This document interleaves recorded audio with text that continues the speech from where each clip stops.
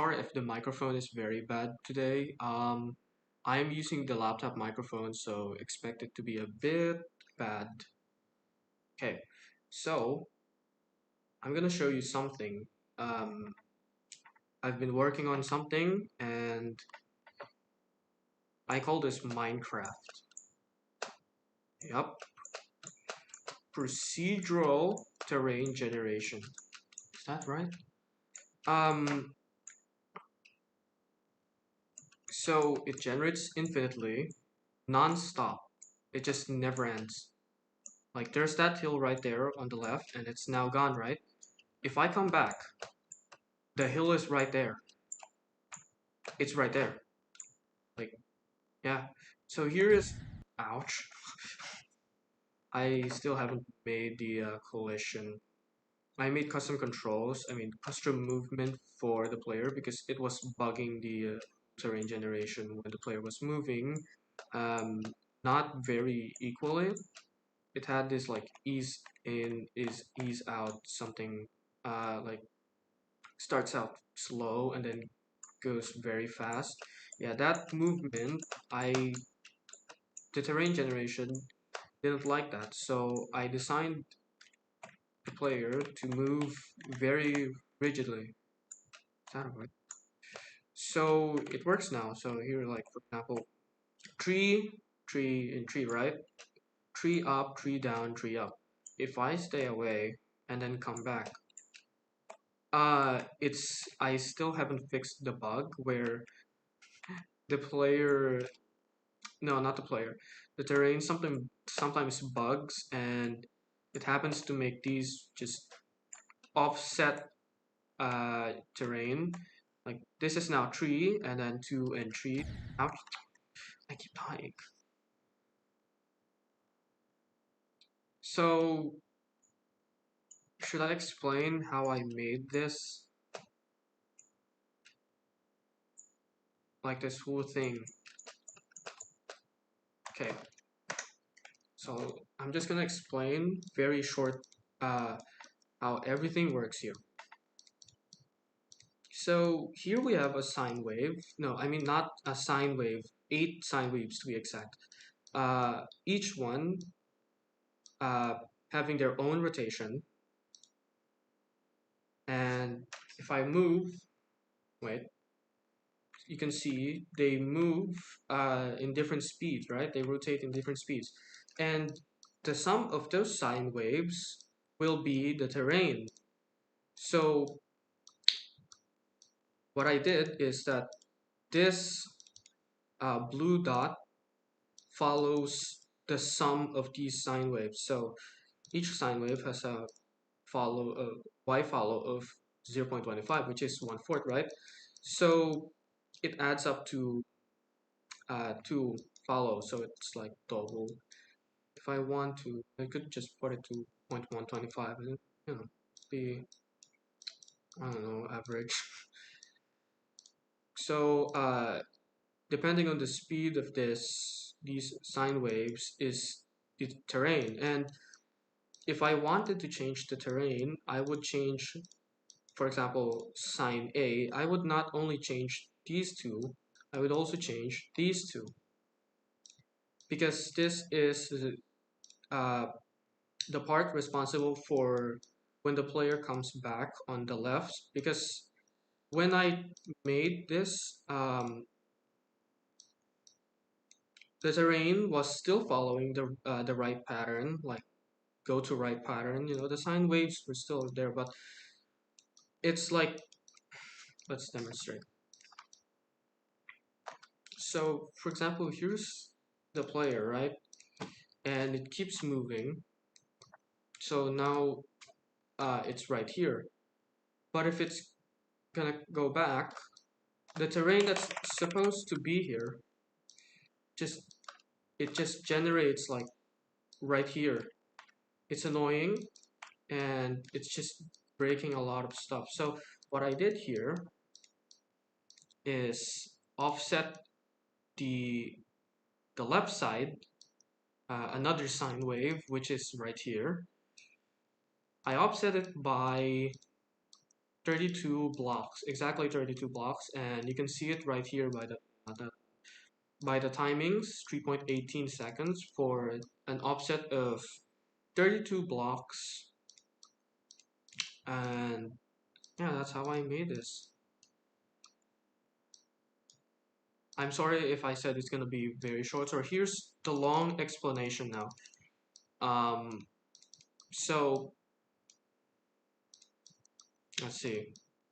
Should I show? Let's show. Where is it? Here. So here's the old um, old version of it with just the sine wave and the terrain generator. So let me explain the uh, no, not the terrain generator. I call this the y integer value detector because why is it why is it called like that? Did I call it that? So here's the gear. It's the sum of all the sine waves, and as you can see, the x right here. Uh, wait, let me check. Can you viewers see the mouse? Wait, you see the mouse?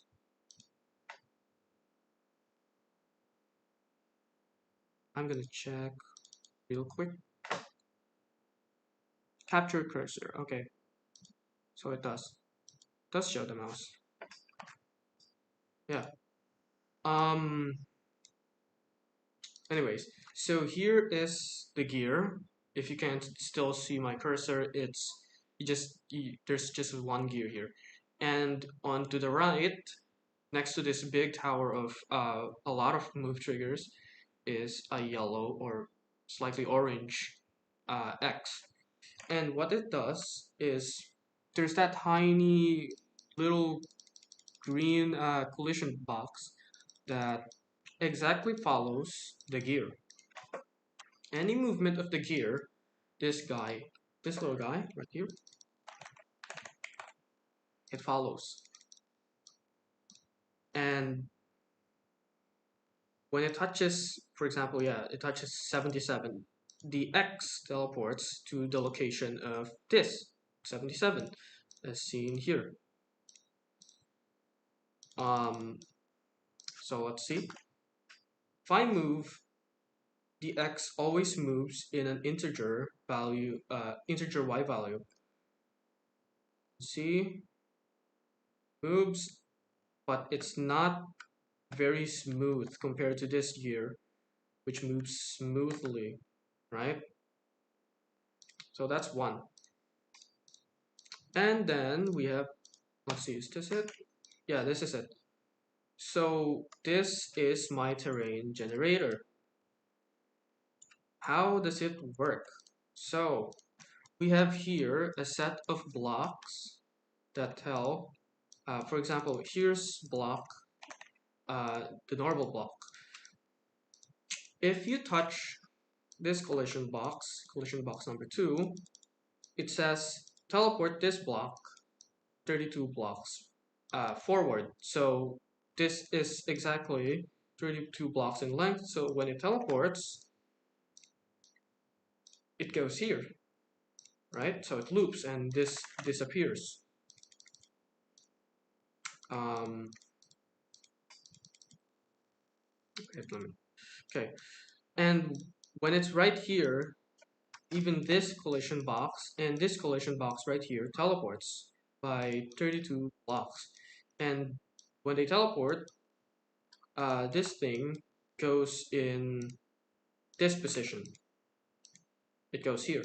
So when the player is right here, if it touches this block, it says teleport this block back, and it basically goes back. So like everywhere I move, the blocks just keep repeating. See, it's endless, even though it's not really endless. It's just infinitely teleporting. Look at that. I actually spent so much time on this because it was breaking and stuff, and I didn't realize the player needed some bit of space in the middle, and I gave 3 blocks of space, you can see here, and each block will teleport exactly the length of the whole thing. So it teleports 32 blocks, 32 blocks. The bug was that the blocks were teleporting in the wrong values and they were going everywhere and stuff. And also these collision boxes were in the wrong position. So they were like clipping each other and stuff, and it's just breaking the whole thing. And after some trial and error, I found the solution, which is just to put them in this way. So here's the design. It says here, if touch, move left, touch, move right. See, just that simple. And for the Y, yeah. Um, for the player collision, to touch those, I just used a collision box going to the player, and even if you try to move just everywhere you go, it just follows because that's how. Yeah, just simple advanced follow, and all these blocks will also follow the player only in the Y value. If the player is in this specific Y value, all of these blocks will teleport in the same level. I chose like solid perfect cube blocks because some blocks were just bugging when they're not perfect cubes, like for example this thing, it's just half, right? So there's a few half, but this is still just my prototype back then, so it was still not finished. Next we have, oh no, uh-oh, uh-oh, uh, where's, I lost it. I know it's right here. Why am I leaking all of those? No, no, no, no, no, no, no, no, no. Is this it? I think I left it on my phone. By the way, the whole the whole terrain, uh everything here was made in just my phone. I was bored and I thought, why not make Minecraft? Why not make Minecraft in Geometry Dash? And I made Minecraft in Geometry Dash. And yeah, I made Minecraft in Geometry Dash. Well, not really Minecraft. I still have to implement crafting, mining, placing blocks, entity AI or something, trees, different biomes like mountains. How would mountains generate? What if the biome was mountain? So and and the terrain was flat. Those stuff. And I still haven't added water generation and other liquid generations, caves. There's still a lot to go. This is just the beginning of terrain generation, or I would call procedural generation. I'm not sure if that's a correct term for this, but I mean, I think it is. It's generating, it's procedural, yeah. And I still haven't implemented the randomness of these. I will implement it. I will make a seed, like you type a seed.